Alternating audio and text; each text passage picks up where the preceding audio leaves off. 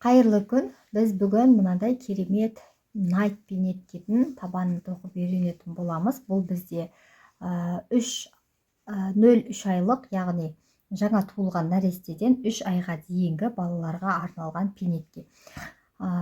Табанының өлшемі 9,5 сантиметр. Кәдімгі сызғышпен өлшейсіздер. Енді осы табанды тоқып көрсетемін. Мен қазір бұл пинеткені Alize Lana Gold классик жібімен тоқып отырмын. Осы бойынша өлшемдерді айтамын.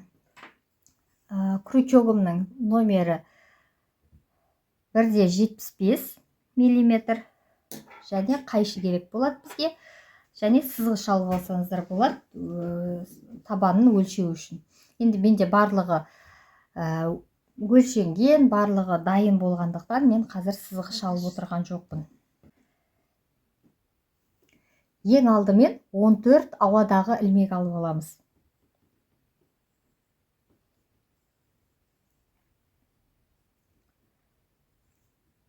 Бір, 2, 3, 4, 5, 6, 7, 8, 9, 10, 11, 12, 13, 14. Мінекей 14 ауадағы ілмек алынды.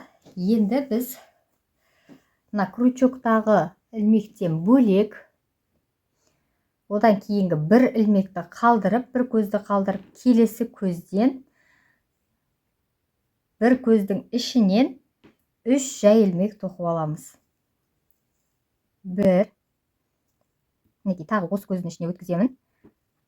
Екеуін бірге өткізіп жіберемін. 2, дәл осы көзден тағы да 3-ші рет. 3.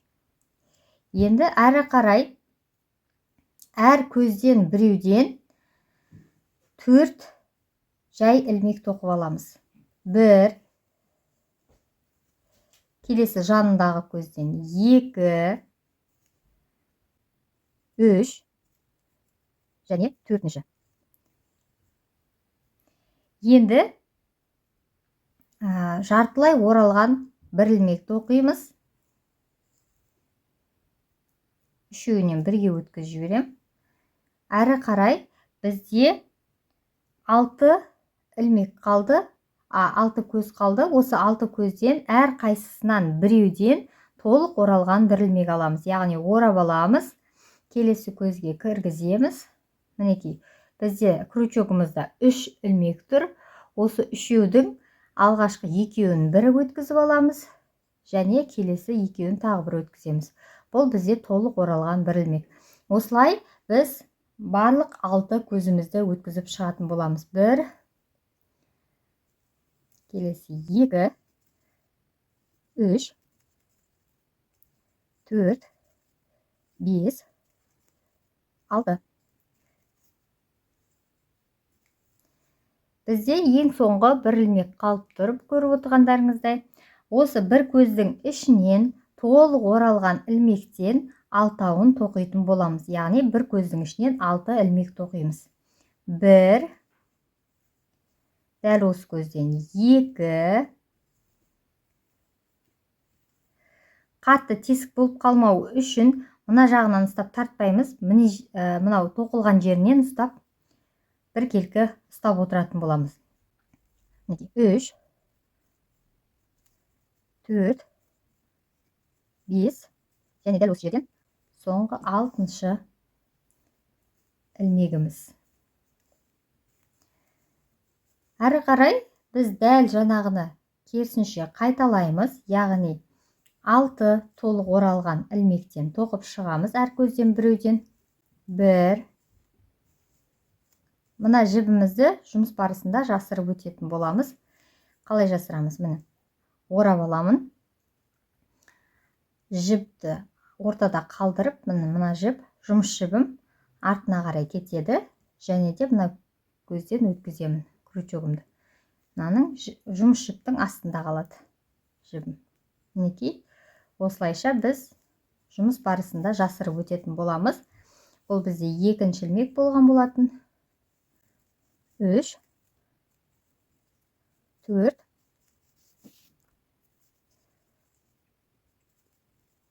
5 және соңғы 6-шы ілмегіміз. келесі жартылай оралған бір ілмек бір көзден тоқимыз. Орап аламыз. Дәл жаңағындай өткіземіз. Крючокта 3 ілмек, 3 ілмектен бірге бір-ақ рет өткізіп жіберетін боламыз жұмысшымызды. Енді ары қарай қалған 4 көзден біреуден жай ілмек тоқып шығамыз. 1, 2, 3, 4. Енді бізде мынау ең бірінші бастаған жеріміз көрініп тұр. Осы ілмектің ішінен біз 3 жай ілмек тоқып аламыз. 1, 2, 3. 3 жай ілмек тоқып алдық. Және мына біздің ең басындағы бастаған ілмегіміз өрілген секілді көрініп тұр. Осымен біз біріктіруші ілмек жасаймыз. Бір ауадағы ілмек алам, 2 ауадағы ілмек алайын, келесі қатар тоқу үшін. Мінекей біздің бірінші қатарымыз дайын.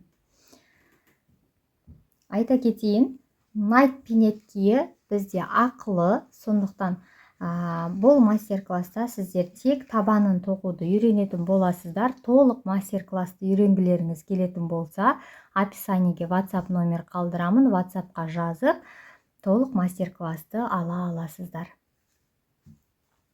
Келесі бізде екінші қатар. Екінші қатарымызда орап аламыз.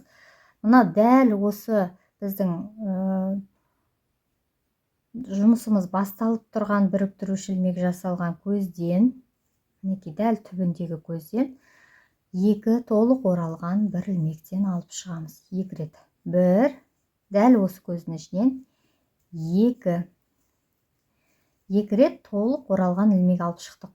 Енді келесі көз тағы да солай жасаймыз. Яғни біз бағана бір көзден 3 ілмек алдық қой, сол 3 ілмектің барлығын осылай 2 ілмектен жасаймыз. Дәл осы көзден 2-ші рет алдық.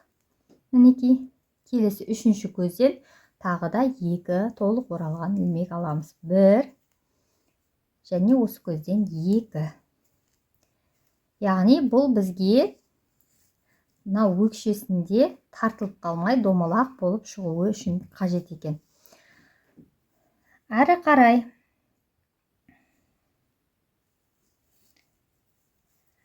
қарай біз әр көзден біреуден 11 көзден толық оралған ілмектен тоқып шығатын боламыз. Әр көзден бір ілмектен. 1, келесі көзден тағы 2, келесі жанындағы көзге өткіземіз. 3, 4, 5, 6, 7, 8, 9, 10, 11. Мінекей 11 ілмек тоқылды. Енді әрі қарай бізде 6 ілмекті бір көзден тоқыған болатынбыз бағана. Сол 6 көздің әр қайсысынан 2 толық оралған ілмектен тоқып шығатын боламыз. 1 және осы көзден 2. Келесі 1 және 2. Бұл бізде 2-ші рет тоқылды. Келесі 3-ші 1 және 2. Келесі 4-ші көзіміз 1 және 2. 5-ші көзіміз 1. Дәл осы көзден 2. 6-ші көзіміз 1, 2. Әрі қарай дәл жаңағындай 11 әр көзден бір ілмектен 11 ілмек тоқып шығатын боламыз. 1, келесі 2, 3, 4, 5, 6, 7, 8, 9, 10, 11.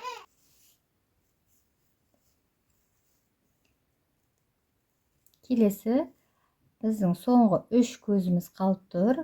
Ол 3 көздің әр қайсысынан 2 толық оралған ілмектен тоқып шығамыз. 1 және осы көздің ішінен 2. 1, 2. Және соңғы рет 3-ші 1 және 2. Мінекей бізде мына ең төбесіндегі біріктіруші ілмек жасаймыз. Төбедегі ілмекке. Келесі қатарды тоқу үшін дәл жаңағындай 2 ауадағы ілмек аламыз. 1, 2. Мінекей, бұл бізде екінші қатарымыз. Екінші қатарымызда бізде 46 ілмек пайда болды.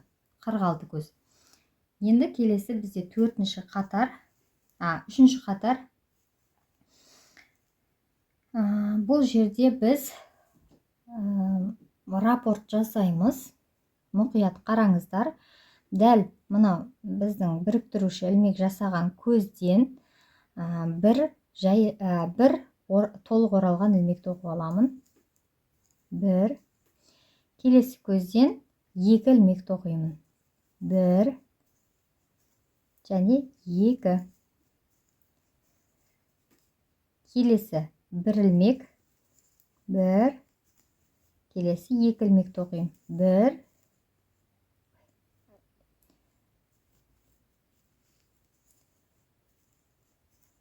Және осы көздің ішінен 2. Келесі үшінші рет қайталаймыз. Бір көзден 1 ілмекті оқимыз. Біріншісінен, келесі екіншісінен 2 ілмекті оқимыз. Бір. Және осы көздің ішінен 2. Мінекей біз 3 рет қайталап осылай рапорт жасадық. Енді әрі қарай дәл жаңағыдай 11 толық оралған ілмекті оқып шығамыз әр көзден біреуден. 1, 2, 3, 4, 5, 6, 7, 8, 9, 10 және 11-ші.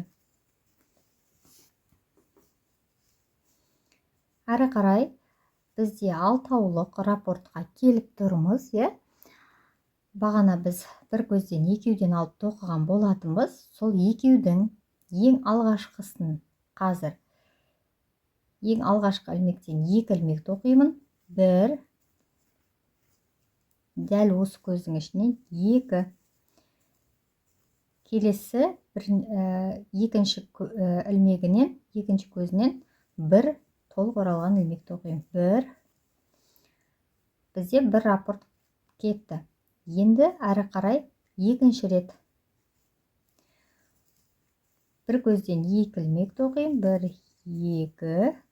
Келесі 1 ілмек. Келесі 2 ілмекті оқимын. 1, 2 және 1 ілмекті оқимын. Енді бізде мына беті дәл солай қайталануы үшін және мына жерінде біз көз қосқан жеріміз шатасып кетпеуі үшін мен осылай жасаймын. Келесідей, яғни келесі көзден мен 1 ілмек аламын. 1 толық оралған ілмекті оқимын. Және мына екеулік тұр ғой. Біріншісінен 1 толық оралған ілмек алдым. Келесі екінші көзден 2 толық оралған ілмекті оқитын боламын. 1. Дәл осы көзден 2. Яғни, дәл мына жақта үшеуін жасағанымызды керісінше қайталайтын боламыз. Келесі бір көзден 1 ілмек. Келесі көзден 2 ілмек. 1 және 2. Әрі қарай бір көзден 1 ілмек және келесі көзден 2 ілмек тоқимыз. Әрі қарай 11 толық оралған ілмек тоқимыз. 1, 2, 3, 4, 5, 6, 7, 8, 9, 10, 11. Мінекей 11 толық оралған ілмегіміз тоқып болдық. Әрі қарай бір көзден 2 ілмек тоқиып, 1. Дәл осы көзден екінші рет. Және бір көзден 1 ілмек тоқимын. Дәл осылай қайталаймыз. 1. Дәл осы көзден екінші рет. Келесі 1 ілмек тоқимын. Келесі көзден 2 ілмек. 1. Дәл осы көзден екінші. Және соңғы 1 ілмек тоқылады. Біріктіруші ілмек жасаймыз. Енді қараңыздар. Мына жерде мен біріктіруші ілмек қазір жасап тұрмын, бірақ негізінен мен мына жерде біріктірген жерім көрініп қалғанын ұнатпаймын. Сондықтан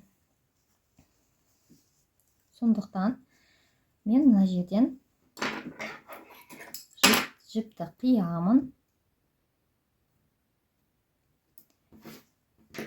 және қайтадан мына қысқа жіпті тартамын, жұмыс жіпті. Мындан шығарып аламын. Мінекей, мынандай болып тұр ғой. Қосылған жоқ, біріктіруші ілмек жасалған жоқ. Және мынаның төбесіндегі жіпті, мына ілмекті мен шығарып аламын, осы жіптен аяқтаймын. Мінекей. Енді крючокты, мына оң жағы, мынау біздің жұмысымыздың теріс, яғни ішкі беті. Осы ішкі бетінен, теріс жағынан іштен сыртқа қарай шығарамын крючоктың басын.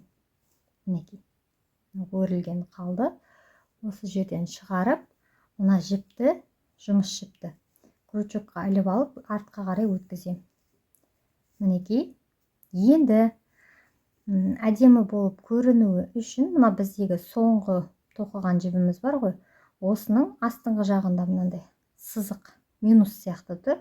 Соны және мына өрілгеннің бір қабатын ортасынан шығарам, дәл ортасынан шығарам. Және осы жерден мына жұмыс жібімді қайтадан ішке кіргізіп алам. Мінекей, бұл да жаңағы мына көздер секілді барлығы бірдей оралған ілмек ретінде кәдімгі тоқылған болып қалды. Біріктірген жерім білінбей қалды. Енді мына жұмыс жібім шығып кетпеуі үшін мынау соңғы, яғни ең бірінші алынған ілмегім бар ғой, соның астындағы минус сияқтымен аламда, осы жерден өткізіп, бір ауадағы ілмек алып, жұмыс жібімді тартам, және мынаны түбінен ұстап тұрып, жұмыс жібімді тартам. Сол кезде менде қатты түйін пайда болады, байланып қалады. Мінекей, осылай біздің табанымыз дайын.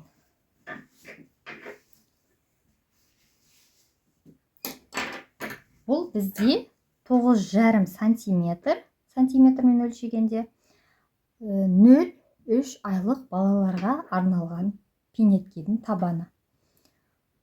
Пока-пока, сау болыңыздар. Каналыма тіркеліп, лайк басуды ұмытпаңыздар.